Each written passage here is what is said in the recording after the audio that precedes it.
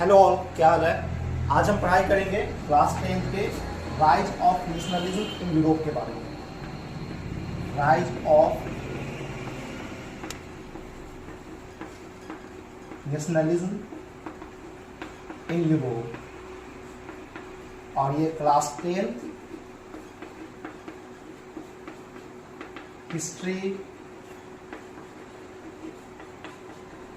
Chapter first पूरे concept के साथ पढ़ाई करेंगे। क्या हुआ इसमें, फ्रेडरिक सॉरो ने क्या किया, क्या चेंजेस देखने को मिले।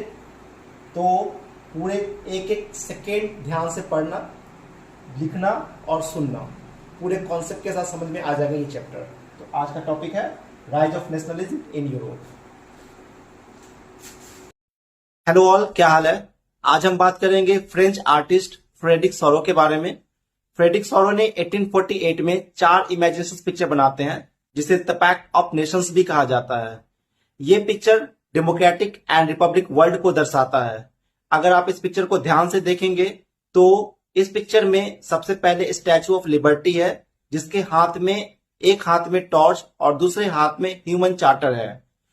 ये स्टैचू ऑफ लिबर्टी फ्रीडम को दर्शाता है, और स्टैचू ऑफ लिबर्टी के ठीक सामने मोनार्की के बिखरे हुए और ध्वस्त किए हुए मुकुट, कपड़े और आभूषण पड़े हुए हैं।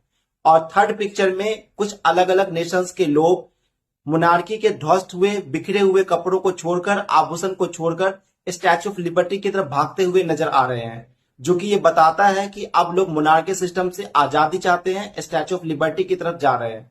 और इन सारी चीजों को देखकर, जिसमें चौथे पिक्चर में ऊपर गॉड देख रहे हैं, इन सारी चीजों को देखकर गॉड काफी खुश होते हैं और ब्लेसिंग देते हैं सबको। कहानी की शुरुआत होती है 1848 से। 1848 में फ्रेडरिक सॉरो एक फ्रेंच आर्टिस्ट थे। ये इमेजिन करके 4 इमेजिन पिक्चर बनाते हैं।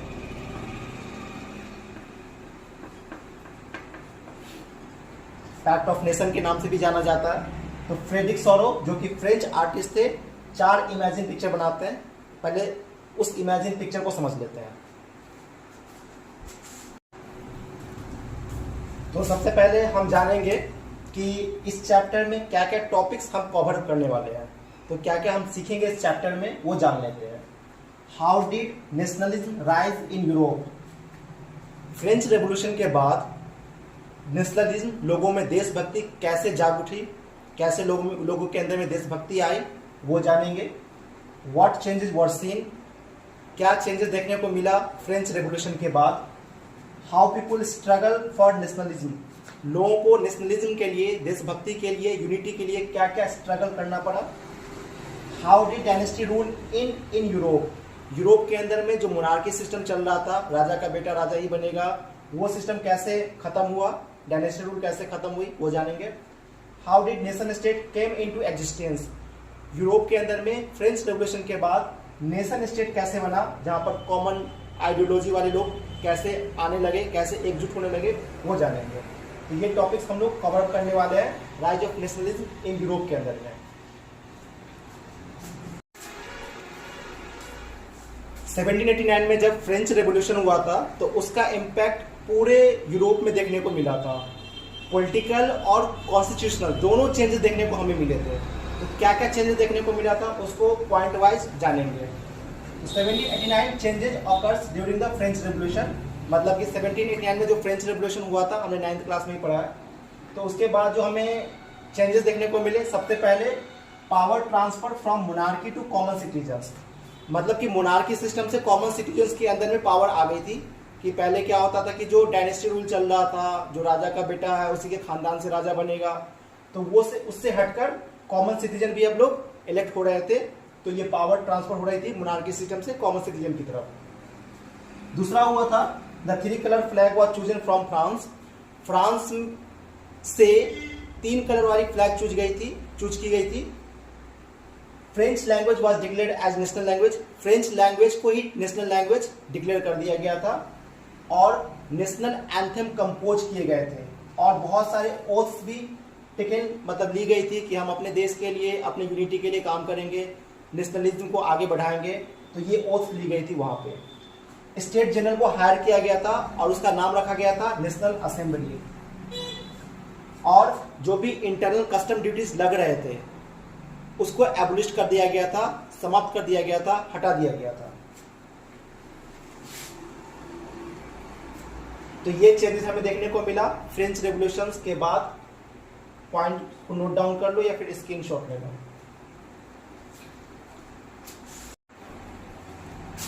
अब 1799 में नेपोलियन बोनापार्टे की एंट्री होती है। तो ये एक सिविल कोड लेके आया था जिसे हम नेपोलियन कोड भी कहते हैं, नेपोलियन कोड ऑफ 1804, जिसे सिविल कोड भी कहा जाता है। तो जब 1799 में नेपोलियन बोनापार्टे की एंट्री होती है तो वो कुछ सिविल कोड, कुछ टर्म्स लेके आया था। उसने कहा था established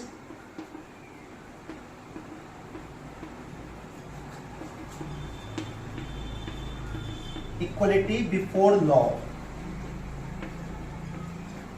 मतलब कि गवर्नमेंट अगर कोई लॉ निकाल रही है तो उसमें यह देखा होना चाहिए कि वो इक्वलिटी टर्म्स पे है कि नहीं, सभी को इक्वल अधिकार मिल रहा है कि नहीं, इक्वल राइट्स मिल रही कि नहीं।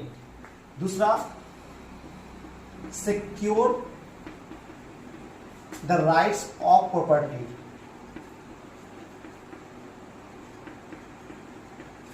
जब मोनार्की सिस्टम चल रहा था तो किसी की भी प्रॉपर्टी थी वो अपने नाम कर लिया जाता था। तो जब नेपोलियन आया तो उसने जिसके नाम से प्रॉपर्टी है उसको सिक्योर करा। तीसरा, एबोलिश्ड फ्यूडल सिस्टम। अगर आप कोई बिजनेस कर रहे हो तो मोनार्की सिस्टम के टाइम पे लगान वगैरह टैक्सेस वगैरह दी जाती थी, तो उसको खत्म कर दिया नेपोलियन ने।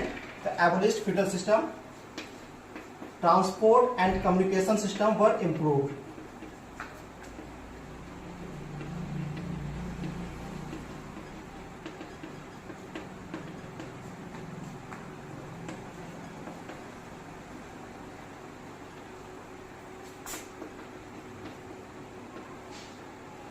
मतलब कि बिजनेस करने के लिए जो रेलवे ट्रैक वगैरह थे नेपोलियन के टाइम में बिछाए गए थे, तो ये बहुत हेल्प करा था बिजनेस पे रेलवे ट्रैक बिछाने में कि हमारी इंपोर्ट एक्सपोर्ट बहुत अच्छे से हो जाती थी।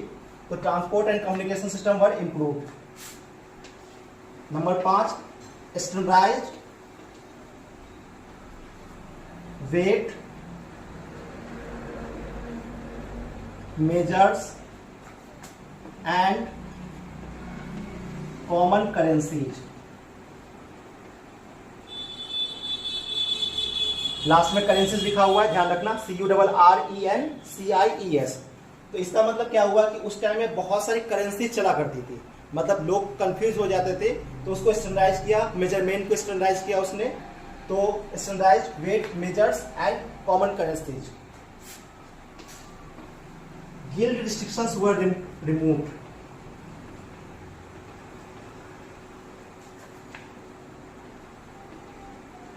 मतलब कि लोग फ्रीली होकर ट्रेड कर सकते थे, तो गिल्ड रिस्ट्रिक्शंस रिमूव कर दिया गया। तो ये थे civilian code, Napoleon code of 1804 भी कहा जाता है कि established equality before law. Law अगर आप निकाल रहे हो तो उसके पहले उसमें इक्वलिटी देखी होनी चाहिए, उसमें इक्वलिटी है कि नहीं, किसी के साथ भेदभाव तो नहीं किया गया है। Secure the rights of property, जिसका जो प्रॉपर्टी है उसी के नाम पर रहेगा, कोई चेंजेस नहीं होगा। एबोलिश्ड फ्यूडल सिस्टम, टैक्स वगैरह जो देनी पड़ती थी बिजनेस के लिए वो नहीं देना पड़ेगा, लगान नहीं देना पड़ेगा। Transport and communication system were improve, जो भी रेलवे ट्रैक वगैरह बिछाए गए थे इंपोर्ट के लिए एक्सपोर्ट के लिए काफी हेल्प किया था ये। Standardised weight measures and common currencies, currency उस टाइम में बहुत ज्यादा चलती थी उसको स्टैंडर्डाइज किया गया और लोग फ्रीली ट्रेड कर पा रहे थे। तो इसको पॉइंट वाइज नोट कर लो या फिर स्क्रीनशॉट ले लो। लेकिन साथ ही साथ नेपोलियन बोनापार्टे के कुछ ड्रॉबैक्स भी थे। उसने आते के साथ कुछ अच्छे अच्छे पॉइंट्स तो बोल दिए, लेकिन कुछ ड्रॉबैक्स थे। जैसे उसने पॉलिटिकल फ्रीडम नहीं दिया था कि लोग अपनी अपनी पार्टी नहीं बना सकते थे, तो ये था lack of political freedom. Tax बढ़ा दिए थे उसने, जितने भी टैक्स पहले से लग रहे थे उसमें काफी बढ़ोतरी कर दिया था, तो इंक्रीज टैक्सेशन। सेंसरशिप देना पड़ता था कि अगर आप बिजनेस करने जा रहे हो तो पहले इसको भाई पैसे दो, नेपोलियन बोनापार्टे से मिलो तुम, तो ये सेंसरशिप कर दिया था उसने। और सबसे ज़्यादा उसने जो इम्पोर्टेंट था इसमें, जो फ्रेंच आर्मीज में ज़बरदस्ती लोगों को भर्ती करवाता था, force conscriptions into the French armies। तो जबरदस्ती लोगों को अपनी आर्मी में बढ़ोतरी करवाता था ताकि उसकी एक मजबूत आर्मी बन सके। तो बेसिकली वो हेल्प करने नहीं, राज करने के लिए आया था। तो ये कुछ ड्रॉबैक्स थे, इसको नोट डाउन कर लो या फिर स्क्रीनशॉट ले लो। अब बात करेंगे कि नेशनलिज्म यूरोप के अंदर में बना कैसे। मतलब कि मिड 18th सेंचुरी में ना ऐसा कुछ नेशनलिज्म नहीं था। मिड 18th सेंचुरी तक कोई नेशनलिज्म नहीं था। नेशनलिज्म का मतलब होता क्या है? नेशनलिज्म होता क्या है? मतलब कॉमन कल्चर,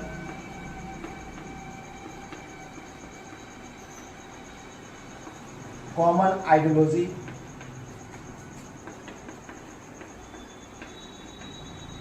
यही है ना, कॉमन लैंग्वेज,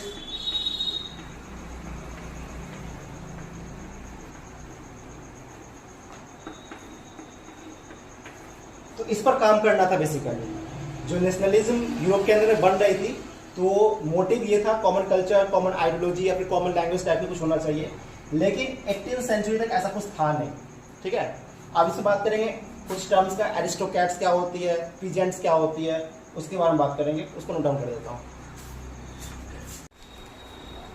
अब बात करेंगे एरिस्टोक्रेट। एरिस्टोक्रेट जो थे वो बड़े आदमी, धनी व्यक्ति जिसको बोलते हैं, वो थे। तो सोसाइटी के वेल्दी पीपुल, अमीर आदमी को एरिस्टोक्रेट बोला जाता है। इनके पास अपनी खुद की एस्टेट्स हुआ करती थी, अपनी खुद की टाउनशिप्स हुआ करती थी देश के अलग अलग हिस्सों में। On states and townships in countryside, socially and politically powerful. अब जो पैसे वाले होते हैं वो सोशली भी और पॉलिटिकली भी दोनों पावरफुल होते हैं, याद रखना। Family connected by marriage ties. अब ये अमीर लोग सिर्फ अपने अमीरी बिरादरी में ही शादी करते थे, ये गरीब के घर में शादी नहीं करते थे। Spoke French and united by common way of life. ये जो अमीर लोग थे, एरिस्टोक्रेट लोग जो थे, वो हमेशा फ्रेंच बोला करते थे और एक तरह का लाइफ स्टाइल था उनका, मतलब एकदम अमीरों वाली स्टाइल वाली, रहने सहने, कपड़ा पहनने का, सारे एरिस्टोक्रेट का एक जैसा था। तो spoke French and united by common way of life. ये कुछ पॉइंट्स है एरिस्टोक्रेट के बारे में, वो नोट डाउन कर लो। Wealthy people of society, on states and townships in countryside, socially and politically powerful, family connected by marriage ties, spoke French and united by common way of life. अब बात करेंगे peasants के बारे में। पहले note down कर लो, अगर लिख लिए हो तो पीजेंट्स के बारे में लिखते हैं। अब जो पीजेंट्स थे वो सोसाइटी के गरीब लोग थे, पुअर पीपल ऑफ सोसाइटी। इनके पास ना तो जमीन था और उनके पास तो कुछ जमीनें थी और बहुतों के पास एक भी जमीन नहीं थी, कुछ भी जमीन नहीं थी उनके पास। Didn't have much land and some were even landless. मतलब बहुत ज़्यादा ज़मीन नहीं थी कुछ के पास, मतलब थोड़ा बहुत था, और कुछ के पास तो एकदम कुछ नहीं था, साफ खाली एकदम। दे वर इन मेजोरिटी, लेकिन गरीब लोग उस टाइम में सोसाइटी में बहुत ज़्यादा मेजोरिटी में थे, मतलब एरिस्टोक्रेट से ज़्यादा थे। एरिस्टोक्रेट कम थे, माइनॉरिटी में थे, और पीजेंट्स थे वो मेजोरिटी में थे।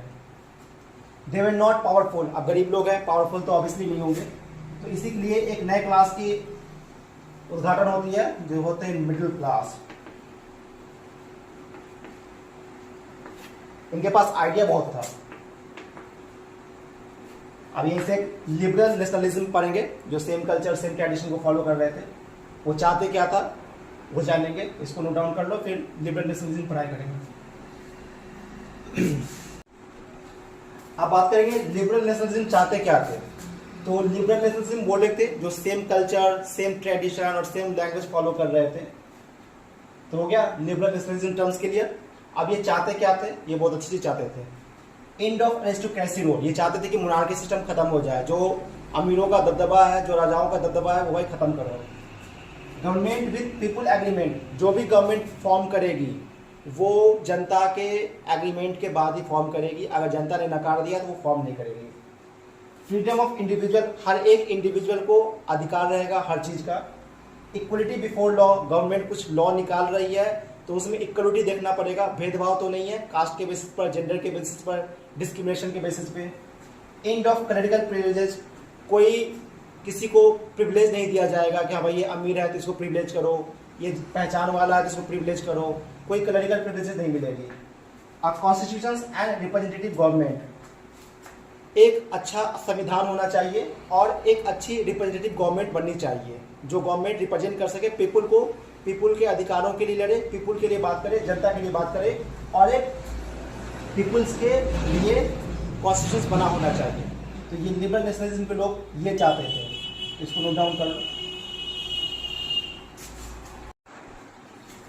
अब यहाँ पर मैंने दो टाइटल लिखा है, एक हैम्बर्ग न्यूरम्बर्ग लिखा और एक 1834 कस्टम यूनियन लिखा।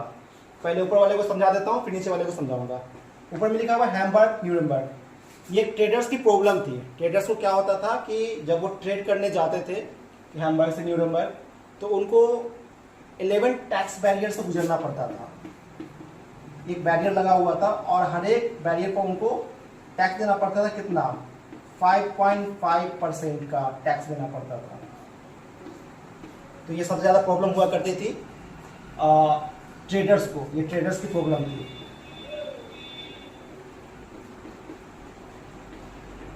ठीक है। और इनके एक और प्रॉब्लम थी कि उस टाइम पे 30 से ज़्यादा करेंसीज चला करते थे। तो 30 करेंसीज भी चल रही थी। तो ये प्रॉब्लम आ रही थी ट्रेडर्स को। तो ट्रेडर्स प्रॉब्लम था ये। Hamburg to Nuremberg 11 tax barrier से गुजरना पड़ता था, 5.5% का टैक्स देना पड़ता था, 30 करेंसीज थी। तो ये फर्स्ट कंप्लीट हो गया हमारा। सेकेंड मैंने टाइटल दिया 1834 कस्टम यूनियन। तो ये प्रूसिया ने स्टार्ट किया था, बाद में और भी जर्मन स्टेट्स ज्वाइन किया था। इनका मकसद था कि जो टैक्स बैरियर्स लग रहे हैं उनको रिड्यूस करना।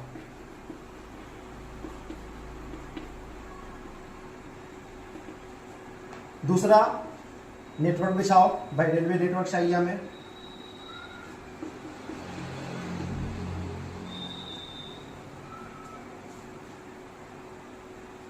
और रिड्यूस या एब्लिश करेंसीज।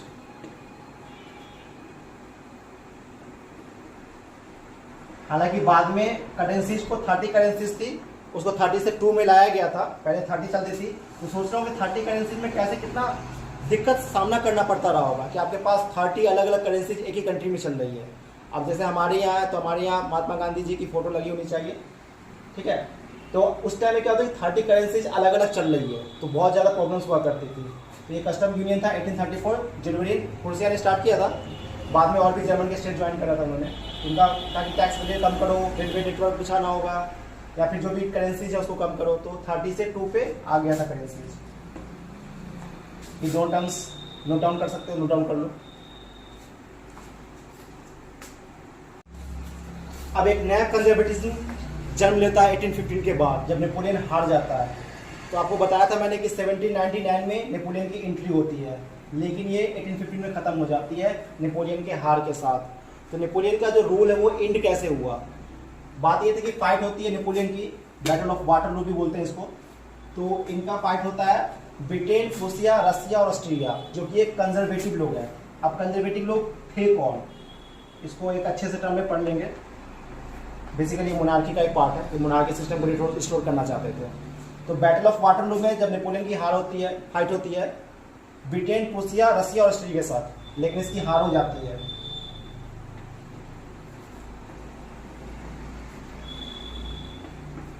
नेपोलियन की हार हो जाती है इन सब से, ब्रिटेन, प्रूसिया, रसिया और ऑस्ट्रिया से। और ये सब एक कंजर्वेटिव लोग थे। कंजर्वेटिव था क्या, चाहते क्या थे ये? तो पहले इसको समझ गया कि नेपोलियन की हार हो गई। अब कंजर्वेटिव मैं नोट डाउन कर देता हूँ। अच्छा, जो कंजर्वेटिव लोग थे वो जो नेपोलियन चेंजेस करके आया था उसको चाहते थे कि वो चेंज जो नेपोलियन ने चेंज किया था उसको समाप्त करो, पहले वाला टर्म्स वापस लाओ। अंडो नेपोलियन चेंजेस, मतलब नेपोलियन जो चेंजेस किया था उसको हटा के पहले जो चल रहा था मोनार्की सिस्टम, उस तरह के चेंजेस लेके आओ। मतलब दूसरा, मोनार्की सिस्टम को रिस्टोर करो, मतलब मोनार्की सिस्टम ही चलेगा, वो गवर्नमेंट, मिडिल क्लास या फिर अच्छे लोगों का वाला, कॉमन सिटीजन वाला नहीं चलेगा काम।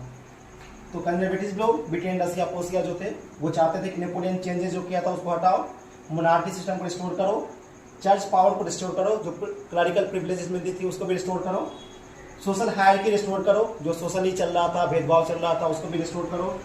ऑटोक्रेटिक रूल रीएस्टैब्लिश होना चाहिए, जो अमीर लोग वाली थी कि वो राइट टू प्रॉपर्टी वाली, वो ऑटोक्रेटिक लोग पावर में थे, उसको रीएस्टैब्लिश करना होगा। एडॉप्टेड द सेंसरशिप, अगर कोई बिजनेस करना चाहता है तो सेंसरशिप देनी होगी। तो ये सब कंजर्वेटिव लोग चाहते थे। तो ये नोट डाउन कर लो।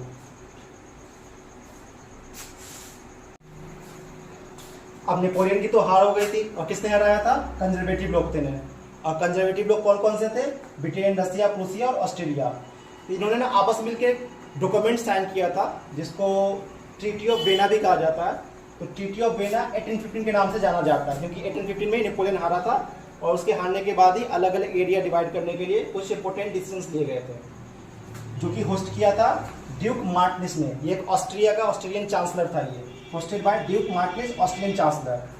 तो फ्रेंच के अंदर में सबसे पहले बर्बन डायनेस्टी को रिस्टोर किया गया, क्योंकि कंजर्वेटिव लोग चाहते ही थे कि हम डायनेस्टी रूल वापस लाएं, मोनार्की सिस्टम को वापस लाएं। तो सबसे पहले bourbon dynasty was restored in French. तो नेपोलियन के हारने के बाद, जस्ट हारने के बाद बर्बन डायनेस्टी को रिस्टोर किया गया। A series of states were set up on the French expansion in future। मतलब कुछ सेटअप सीरीज बनाया गया जो कैसे एक्सपेंड कर रहे हैं उसके बारे में। Prussia was given important new territories. Prussia को जितने भी न्यू टेरिटरीज थे वो दे दिया गया वेस्टर्न फ्रंटलेस पे। उसके बाद ऑस्ट्रेलिया को नॉर्थ इटली दे दिया गया, रसिया को पोलैंड दे दिया गया। लेकिन नेपोलियन के जो 39 स्टेट्स कब्जा किए हुए थे उसको अनटस्ट छुआ नहीं गया, वैसे ही छोड़ दिया गया एज इट इज। तो कुछ एरियाज वाइज है, उसको नोट डाउन कर लो। नेपोलियन के 39 स्टेट्स को अनटस्ट रहने दिया गया। जो 39 स्टेट्स नेपोलियन के थे कब्जा किए हुए, उसको कुछ नहीं किया गया, और कुछ कुछ एरिया था उन्होंने डिस्ट्रीब्यूट कर लिया। तो ये था ट्रीटी ऑफ वेना 1815 में क्या हुआ था, नोट डाउन कर लो या स्क्रीनशॉट ले लो। अब ट्रीटी ऑफ वेना के बाद लोग लिबरल नेशनलिज्म वाले लोग खुश नहीं थे। लिबरल नेशनलिज्म कौन लोग थे? जो मोनार्की सिस्टम को खत्म करना चाहते थे। लेकिन यहां पर क्या हो गया,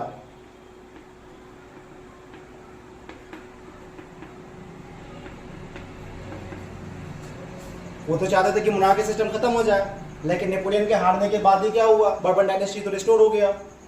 तो अलग अलग जगह पर रेवोल्यूशनरी क्रांतिकारी जन्म लेने लगे। मतलब कुछ सीक्रेट सोसाइटीज बनने लगी, कुछ ऑर्गेनाइजेशन बनने लगे। उसी में एक नाम आता है गॉसिपी मजीनी का। अब बात करेंगे गॉसिपी मजीनी के बारे में, कौन था, उसने क्या किया रेवोल्यूशनरी में, कौन से सीक्रेट सोसाइटीज बनाए, उसके बारे में बात करेंगे। और देखो गॉसिपी मजीनी। अब बात करेंगे गॉसिपी मजीनी के बारे में। तो ये जिनेवा का रहने वाला था। जब रेवोल्यूशनरी बन रहे थे, क्रांतिकारी बन रहे थे, तो ये गॉसिपी मजीनी भी एक इटली का रेवोल्यूशनरी था। तो इसका जन्म जिनेवा में 1807 में हुआ था। ये एक इटालियन रेवोल्यूशनरी था। ये मेंबर था सीक्रेट सोसाइटी ऑफ कार्बोनरी का, member of the secret society of Carbonari. इसने 2 सीक्रेट सोसाइटीज बनाई थी। जिस टाइम में कंजर्वेटिव लोगों ने कब्जा कर लिया था, तो उस टाइम में इसने 2 सीक्रेट सोसाइटीज बनाई थी। The founder of 2 secret societies, young Italy in Marseilles and young Europe in Berne. मतलब इसने यूनिफिकेशन ऑफ इटली में बिलीव करता था ये। तो ये गॉसिपी मजीनी के बारे में शॉर्ट ब्रीफ है, इसको नोट डाउन कर लो। अब बात करेंगे जो उस टाइम में रेवोल्यूशन चल रहा था, जिसको एज ऑफ रेवोल्यूशन भी कहा जाता है, कि अलग अलग जगह पर रेवोल्यूशन होना उस टाइम का एज ऑफ रेवोल्यूशन माना जाता है, उसको पढ़ाई करेंगे। इसकी नोट डाउन या स्क्रीनशॉट ले लो। एज ऑफ रेवोल्यूशन 1830 से लेकर 1848 का जो पीरियड था वो एज ऑफ रेवोल्यूशन कहलाता है। मतलब कि अलग अलग जगह पर सिर्फ रेवोल्यूशन ही चल रहा था, कंजर्वेटिव लोगों के लिए, मोनार्की के लिए। तो नेपोलियन बोनापार्टे के बाद कंजर्वेटिव लोगों ने तो बर्बन डायनेस्टी रिस्टोर कर दिया था, ठीक है। गॉसिपी मजीनी भी आए। तो एज ऑफ रेवोल्यूशन इसमें 2 पढ़ना है, एक जुलाई रेवोल्यूशन पढ़ना है, ग्रीक रेवोल्यूशन पढ़ना है। तो पहले जुलाई रेवोल्यूशन पढ़ लेते हैं। तो जुलाई रेवोल्यूशन जो हुआ था वो 2 जगह पे हुआ था, एक फ्रांस में हुआ था, एक बेल्जियम में हुआ था। फ्रांस में क्या हुआ था कि जब बर्बन डायनेस्टी रिस्टोर हो गया था, तो लिबरल नेशनलिज्म वाले लोगों ने बर्बन डायनेस्टी को उखाड़ फाड़ के फेंक दिया बाहर, जो विन ऑफ कांग्रेस 1815 के बाद हुआ था। लुइस फिलिपी को मोनार्की हेड बना दिया गया और एक कॉन्स्टिट्यूशन मोनार्की सेटअप किया गया। मतलब कि मोनार्की सिस्टम तो रहेगा, लेकिन कॉन्स्टिट्यूशन के अकॉर्डिंग काम करना पड़ेगा। ऐसा नहीं कि जो कॉन्स्टिट्यूशन में नहीं लिखा हुआ उसके अगेंस्ट काम करना स्टार्ट कर दिया। लोगों के लिए काम करना पड़ेगा, एक कॉन्स्टिट्यूशनल बेस के आधार पर काम करना पड़ेगा। ये था फ्रांस रेवोल्यूशन। बेल्जियम में क्या हुआ था कि बेल्जियम उस टाइम में यूनाइटेड किंगडम ऑफ नीदरलैंड का पार्ट हुआ करता था। तो वहाँ पर भी एक रेगुलेशन होता है और Belgium United Kingdom of Netherland से हट जाता है और इसका अपना एक पार्ट बन जाता है। तो अब 2 रेगुलेशन हुए थे, जुलाई रेवोल्यूशन और ग्रीक रेवोल्यूशन। जुलाई रेवोल्यूशन हो गया, अब ग्रीक रेवोल्यूशन पढ़ाई करेंगे। रेवोल्यूशन हो गया, जुलाई रेवोल्यूशन। अब आते हैं ग्रीक रेवोल्यूशन में। तो ग्रीक जो था वो मिड 15th सेंचुरी से ही ऑटोमन एम्पायर का पार्ट था, मतलब ऑटोमन एम्पायर के अंदर में आता था, जो कि मोनार्की का एक पार्ट था वो। तो 1821 में ग्रीक स्टार्ट किया इंडिपेंडेंस के लिए कि अब मुझे भी आज़ादी चाहिए। देखा और सब लोग आज़ादी के लिए स्ट्रगल कर रहे हैं, रेवोल्यूशन हो रही है, तो ग्रीक ने भी सोचा कि हमें भी आज़ादी चाहिए। किससे? ऑटोमन रूल से, जो कि ऑटोमन एम्पायर का पार्ट था। तो ऑटोमन रूल से इसको भी आज़ादी चाहिए। तो इसने हेल्प लेना स्टार्ट किया। इसको जो हेल्प किया, जो वेस्टर्न यूरोप था वहाँ के पोइट ने और आर्टिस्ट ने पोइट्री करके, आर्टिस्ट ने पिक्चर बना के नेशनलिटी लोगों के अंदर में फॉरवर्ड किया, बढ़ाया, जिसके अंदर लोगों में लगा कि यूनिटी आके ग्रीक को भी इंडिपेंडेंस लाना है। तो पोइट ने, आर्टिस्ट ने इसने हेल्प करा, जो कि वेस्टर्न यूरोप कंट्रीज के थे। तो 1832 में ट्रीटी ऑफ कॉन्स्टेंटिनोपल के बाद ग्रीस को इंडिपेंडेंट नेशंस डिक्लेयर कर दिया गया। तो ये था ग्रीक रेवोल्यूशन। जुलाई रेवोल्यूशन हमने पढ़ लिया, और ये ग्रीक रेवोल्यूशन था ऑटोमन एम्पायर से आज़ादी। अच्छा, अब आगे बढ़ते हैं। The romantic imaginations and the national feeling. तो आपको क्या लगता है कि बहुत सारे रेवोल्यूशन चल रहे थे जिसकी वजह से नेशनलिज्म जाग गई लोगों के अंदर में? ऐसा बिल्कुल नहीं था। जो नेशनल फीलिंग थी, देशभक्ति थी, ऐसे नहीं जागी थी। रोमांटिसिज्म का मतलब होता है किसी कल्चर के थ्रू लोगों में देशभक्ति पैदा करना, कि आप कल्चर के थ्रू कैसे देशभक्ति पैदा कर सकते हो। तो बहुत सारे आर्टिस्ट, पोइट्स वगैरह हेल्प कर रहे थे इसको बढ़ावा देने में, ताकि ज़्यादा से ज़्यादा लोगों तक अच्छी बातें पहुंच सके और यूनिटी बन सके, ताकि लोगों में देशभक्ति की भावनाएं जागृत हो। उसमें एक जर्मन फिलोसोफर थे, जॉन गॉटफ्राइड। उन्होंने कहा था कि the real culture was the culture of the common people. अगर आपको रियल कल्चर देखना है तो वो राजा महाराजाओं के महल में नहीं, बल्कि कॉमन लोगों के पास देखने को मिलेगा। और उन्होंने ये भी कहा कि कल्चर एक ट्रू स्पिरिट है नेशन की, किसी भी देश की एक आत्मा है। तो culture is the true spirit of the nation. और ये कहा था हमें जॉन गॉटफ्राइड, जो कि जर्मन फिलोसोफर थे। तो ये था रोमांटिसिज्म, किसी कल्चर के थ्रू लोगों में देशभक्ति जनरेट करना। अब एक ऐसा टाइम आया जहाँ पर hunger, hardships and popular revolt देखने को मिला। तो सबसे पहले बात करेंगे इकोनॉमिक हार्डशिप की, मतलब कि बहुत ज़्यादा खराब स्थिति जनरेट हो चुकी थी, क्रिएट हो चुकी थी। तो 1830 का वो दौर था जहाँ पर ग्रेट इकोनॉमिक हार्डशिप आया था। लोग गांव से शहरों की तरफ चले गए थे, स्लम्स वगैरह में, तो वहाँ की पॉपुलेशंस बहुत ज़्यादा बढ़ गई थी। तो अनएम्प्लॉयमेंट बहुत ज़्यादा जनरेट हो चुका था, मतलब बहुत ही ज़्यादा, जिसकी वजह से कम दामों में मशीन्स इंपोर्ट किए जा रहे थे इंग्लैंड से, जिसकी वजह से फूड प्राइसेस राइज हो चुके थे, बहुत ज़्यादा बढ़ गए थे। और बैड हार्वेस्ट की वजह से लिफ्ट द कंट्री पोरर। तो ये था हमारा ग्रेट इकोनॉमिक हार्डशिप, कि अनएम्प्लॉयमेंट की वजह से लोग छोटे छोटे गाँव से शहरों की तरफ चले गए, स्लम्स में रहने लगे, वहाँ पर पॉपुलेशन बहुत ज़्यादा बढ़ गई। पॉपुलेशन बढ़ने की वजह से लोग कम दामों में मशीन्स इंपोर्ट करने लगे, गुड्स इंग्लैंड से। फूड प्राइसेस बढ़ गई बहुत ज़्यादा, बैड हार्वेस्ट। तो ये सब कंट्री को गरीब बनाने का एक रीज़न था, ठीक है। तो ये था economic hardship, the great economic hardship.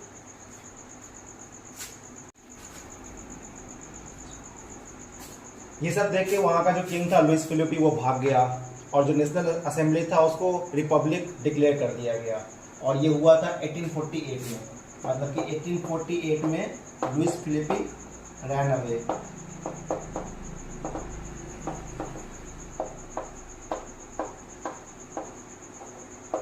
और जो वहाँ की नेशनल असेंबली थी उसको रिपब्लिक डिक्लेयर कर दिया गया।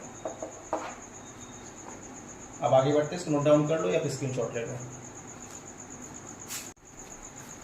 अब बात करेंगे साइलेसिया रिवॉल्ट का। तो साइलेसिया रिवॉल्ट होता क्या था ये?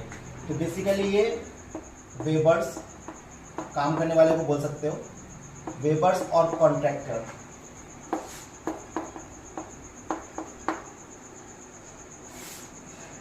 वेबर्स और कॉन्ट्रैक्टर के बीच में ये फाइट होती है। किसी बात से वेबर्स कॉन्ट्रैक्टर से काफ़ी एंग्री थे, ठीक है। तो वेबर्स के पैसे नहीं मिल रहे थे। अब जाहिर सी बात है कि अगर आप काम करोगे, कॉन्ट्रैक्टर सही से पैसा नहीं देगा, टाइम से आपसे ओवर टाइम करवाएगा, वेजेस नहीं देगा, तो आप गुस्सा तो हो गए। तो वेबर्स गुस्से में क्या करता है कि कॉन्ट्रैक्टर के घर जाता है और उसको घर को तोड़ फोड़ मचा देता है एकदम। तो कॉन्ट्रैक्टर तो अकेला था उस टाइम में और वेबर्स थोड़ा ज़्यादा था, यूनियन था उनका, लेबर यूनियन था। तो कॉन्ट्रैक्टर उस टाइम में डर जाता है, लेकिन वो क्या करता है, वो आर्मी के पास चला जाता है हेल्प मांगने के लिए। तो आर्मी के पास गया, तो अब वेबर्स के सामने आर्मी तो बहुत बड़ी थी, तो कॉन्ट्रैक्टर को हेल्प मिल जाती है आर्मी की, और फिर आर्मी फाइट करते हैं वेबर्स से। तो जाहिर सी बात है कि अब वेबर्स और आर्मी में फाइट होगी तो आर्मी ही जीतेगा। इस कंडीशन में 11 वेबर्स मारे जाते हैं।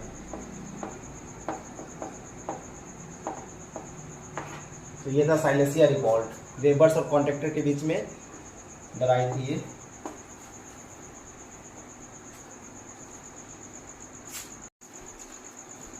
अब बहुत प्लेसेस पे रेवोल्यूशन चल रहा था, तो मिडिल क्लास के लोग कैसे पीछे रह सकते हैं। तो revolution of liberals, middle class के लोग क्या कर रहे थे, वो भी रेवोल्यूशन कर रहे थे अलग अलग जगह पे। तो कुछ मिडिल क्लास एजुकेटेड थे वहाँ पे, तो वो डिमांड कर रहे थे नेशन स्टेट का और पार्लियामेंट्री प्रिंसिपल्स का।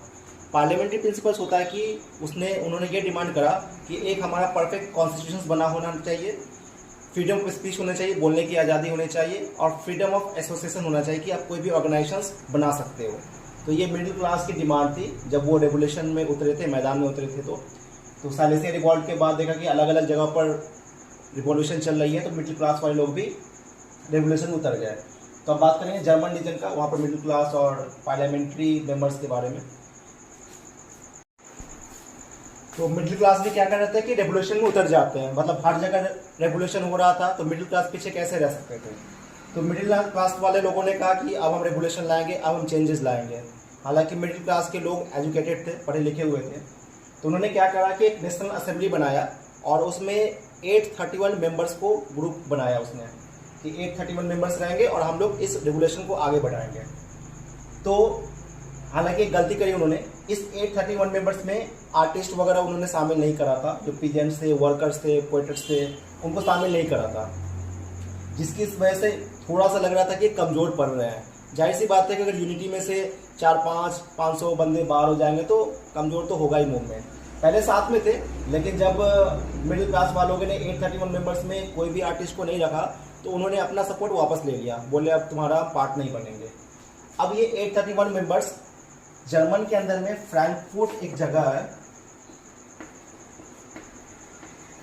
वहाँ पर एक चर्च है संत पॉल, वहाँ पर मीटिंग बुलाते हैं और मीटिंग होती है इस 831 मेंबर्स की। क्यों मीटिंग बुलाते हैं उन्होंने, वहाँ पर एक कॉन्स्टिट्यूशन ड्राफ्ट बनाया जाता है।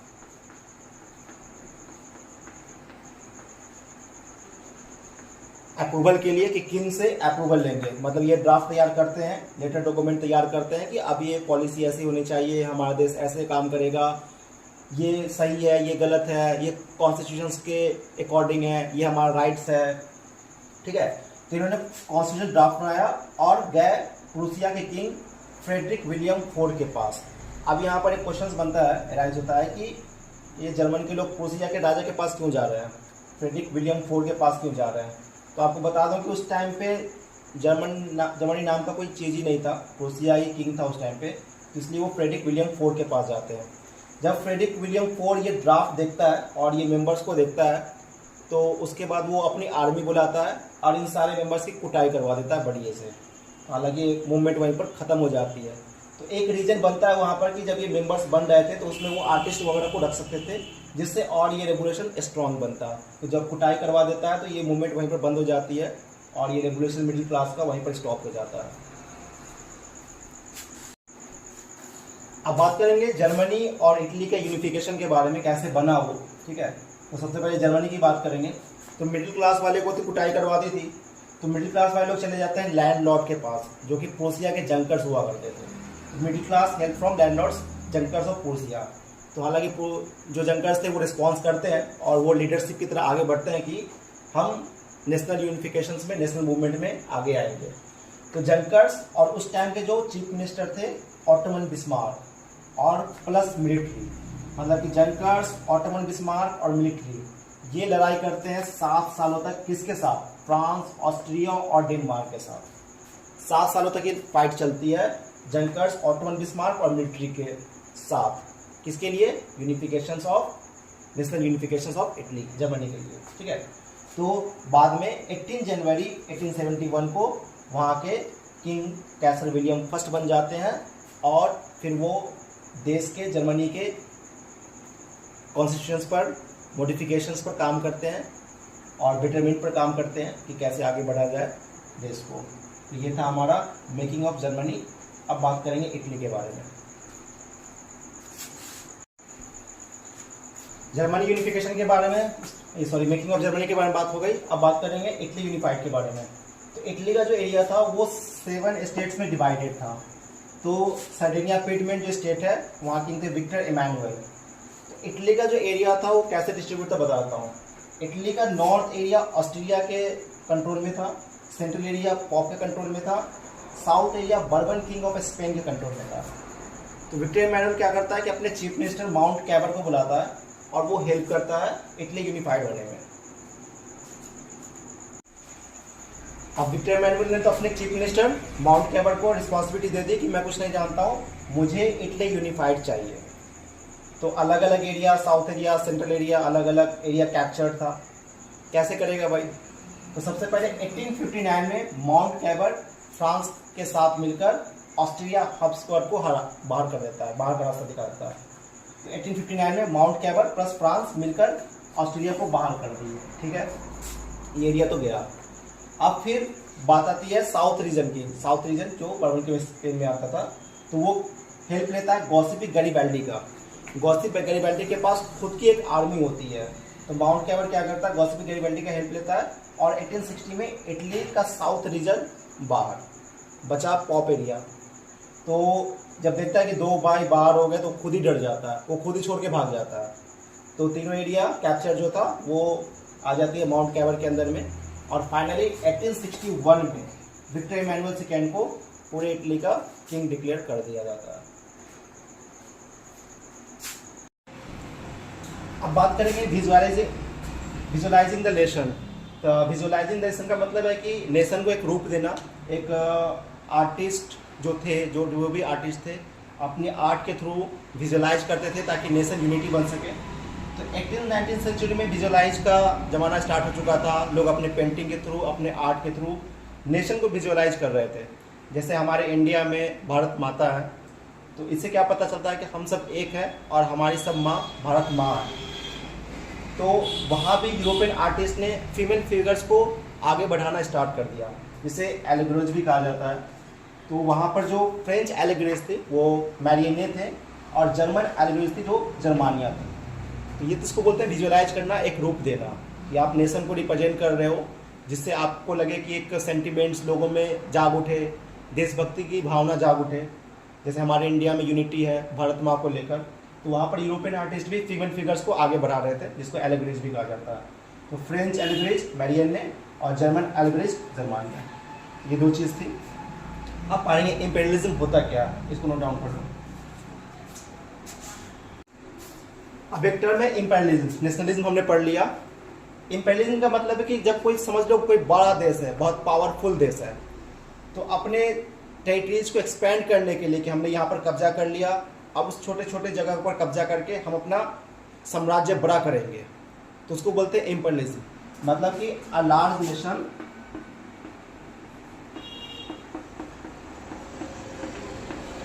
occupies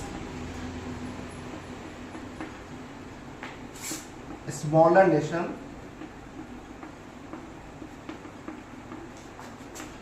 to expand